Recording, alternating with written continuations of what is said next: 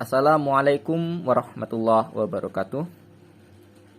Di podcast kali ini, saya akan menjelaskan hukum ibadah yang tidak dicontohkan atau hukum mengasal ibadah. Sebagian kalangan mengemukakan alasan mereka ketika suatu ibadah yang tidak ada dalilnya disanggah dengan kata, misalnya, kan asalnya boleh kita beribadah, kenapa dilarang? Ataupun seperti ini gak ada dalil yang melarang, gitu saja repot, jadi gas aja gitu, lanjut aja kerjain. Itu salah. Sebenarnya orang yang mengemukakan semacam ini gak paham akan kaidah yang digariskan oleh para ulama, bahwa hukum ngasal suatu amalan ibadah adalah haram sampai adanya dalil. Haram atau tertolak. Berbeda dengan perkara duniawi, misalnya seperti handphone, internet, media sosial, kendaraan, pakaian, makanan, minuman, dan perkara dunia lainnya.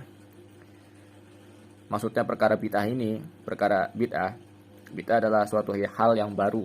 Tapi bid'ah yang dimaksud di sini adalah bid'ah dalam beribadah atau perkara baru dalam ibadah.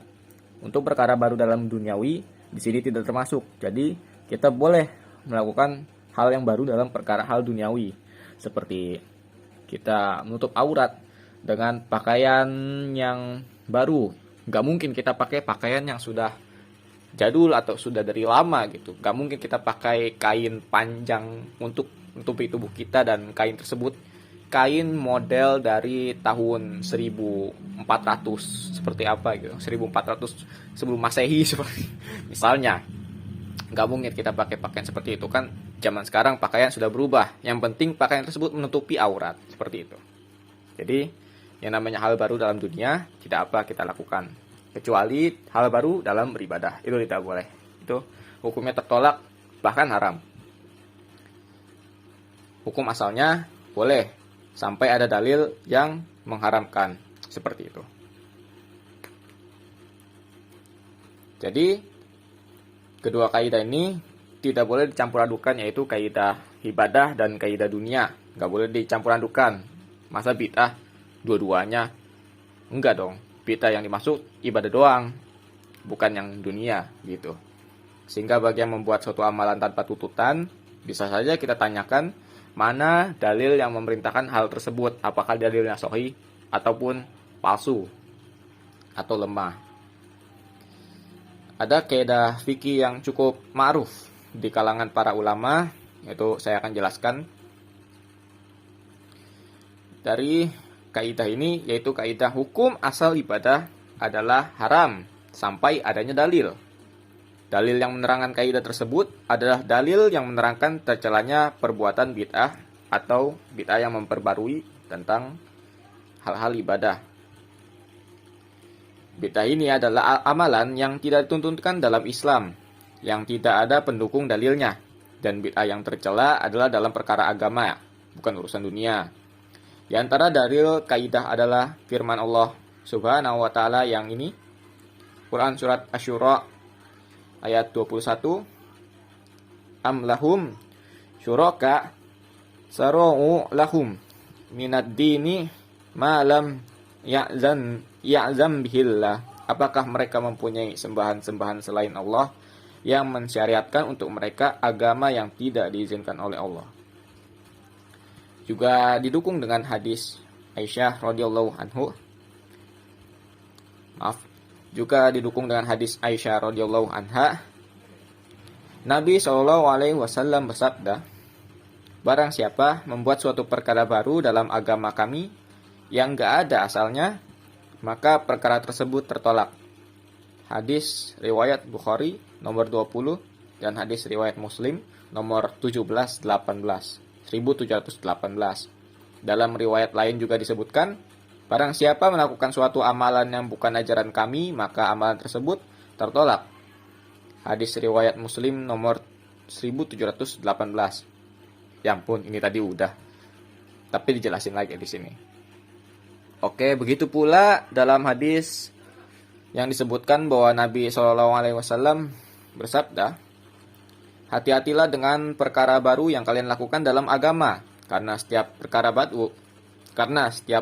baru dalam agama adalah bid'ah, dan setiap bid'ah adalah kesesatan. Hadis riwayat Abu Dawud nomor 4607, dan juga hadis riwayat Tirmizi nomor 2676, dan hadis riwayat An-Nasai nomor 46. Dan juga Syekh Al-Albani menyatakan bahwa hadis ini sahih. Hadis-hadis tersebut menunjukkan bahwa kita baru bisa melaksanakan suatu ibadah jika ada dalilnya, serta tidak boleh kita merekayasa suatu ibadah tanpa ada perintah dari Allah dan Rasul-Nya. Dan saya akan menyimpulkan kaidah-kaidah dan juga dalil-dalil yang saya telah sebutkan tadi. Kadang amalan tanpa tuntutan atau bid'ah adalah hanya sekedar tambahan dari ibadah yang asli. Begitu.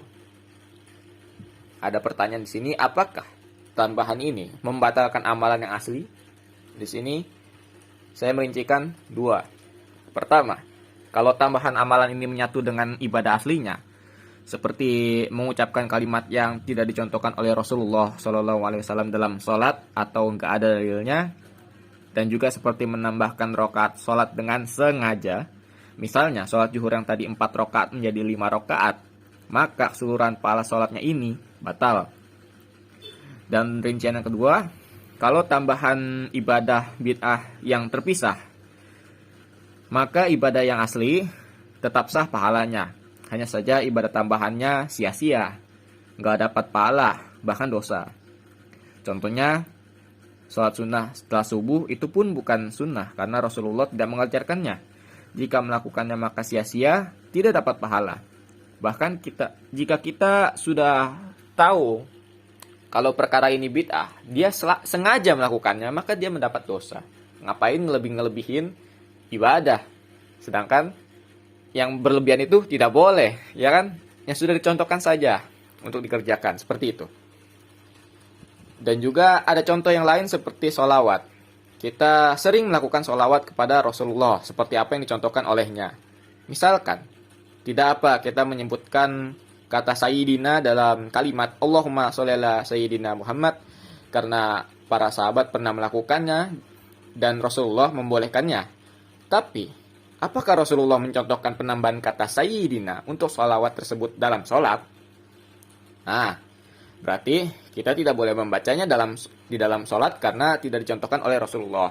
Jadi kita hanya membaca Allahumma sholli ala Muhammad di dalam sholat. Dan juga Allahumma sholli ala Ibrahim. Kita tidak boleh menambahkan kata Sayyidina untuk kalimat ini di dalam sholat.